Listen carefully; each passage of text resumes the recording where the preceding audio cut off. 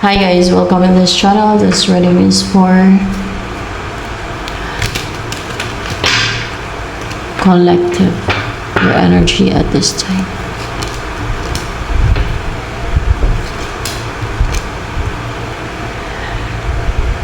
Stagnant ka, hindi ka collaborate with your team, ka-team mo, or yung mga taong ka-collaborate mo. Because you're stagnant. But you're driven, you're really persevering and positive and courageous na umalis. May gagawin ka, mag-take na action. Meron ka i-pursue, like your goal or anything. Ano yung gagawin mo? Para mawala ng, kahit wala kang collaborate, wala ng attractiveness sa isang tao, mawala ng charm, mawala ng alindog, mawala ng yung pagiging marriage material, para mawala ng good looks. This ito. Pero you're stagnant and ano pa yung gagawin mo? You're so driven. May gusto kang maging malungkot na hindi siya maging makontento sa buhay niya, na maging malungkutin siya,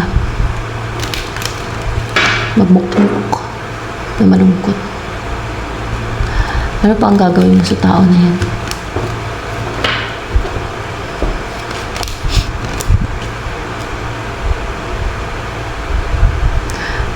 Meron kang isisend sa kanya na consistent ka. Ano yung isisend mo sa kanya na consistent ka? Yung hindi siya makapag-take na action, hindi siya positive, hindi siya excited to take action, na umpisahan yung mga gusto niyong gawin. Hindi siya mamuhay ng exciting na buhay, mga ganun ba? Ano pa yung gagawin mo consistent sa kanya? What? Ewan ko lang, upright o ano to, sumabit sa kamay ko. Yung hindi siya makapag-take na action. Gusto mo siyang kontrolin. Yun ang lumalabas dito. Mangontrol ka sa kanya. Ano maging resulta ng ginagawa mo?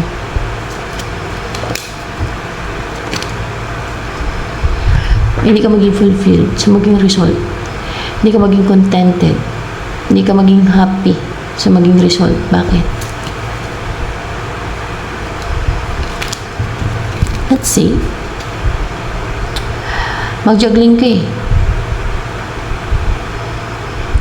Ma-stop. Mahinto. Mapigilan. Mahangganan na ang mga ginagawa mong disip. Sa mga hindi po nakarelate sa reading, better next time na lang. Kasi hindi ko din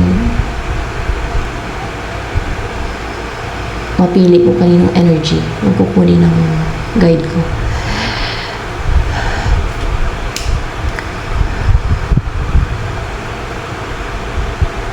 Pag hindi inyong energy, pwede namang skip lang ninyo. Ito, nakuha ngayon na energy. Deceitful at scheming, controlling, mangontrol. Nakuha ngayong energy. Ayan. Ano mangyayari sa iyo?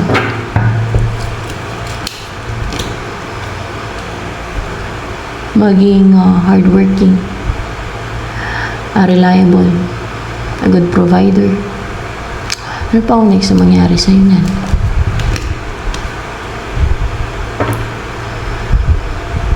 Makarecover na sa pinagdadaan ng masakit, nahirap,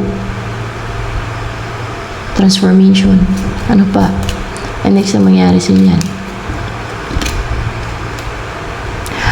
Hindi ka na makipag-compete, hindi ka na makipag-away, hindi ka na makaharang, hindi ka na makapangharang, hindi ka na mangharang, hindi ka na mang-control, hindi ka na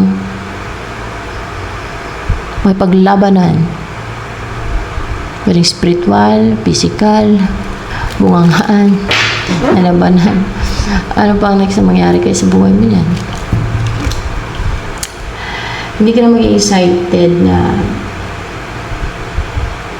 mag-take na action, hindi ka na maging passionate, to do what you want, yung mga exciting na bagay sa'yo, parang wala ka na ng gana, hindi na maging exciting yun sa'yo, maging impatient ka. Bakit ka maging impatient?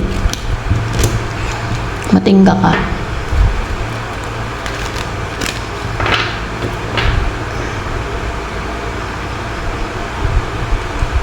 Ano pa? Ma-restrict ka. Kaya ka matingga kasi ma-restrict ka, mabind ka, wala kang magawa. Forever na yan. Forever na yan. Bakit bumalik sa'yo yung ginawa mo? Kasi, hindi. Binayin ka na ng God. God ang nagbind sa'yo. Dahil masama yung ginagawa mo eh.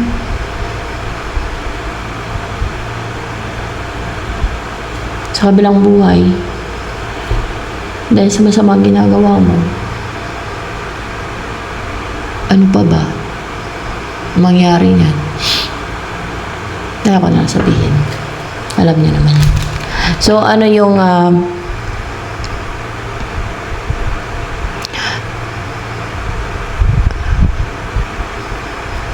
darating sa'yo? What's with the Knight of Cups na darating sa'yo? Offer or spill? No, it's offer. Offer yan. Offer na, anong offer yan? Pwede mo opportunity, ganyan. Offer na magantay ka.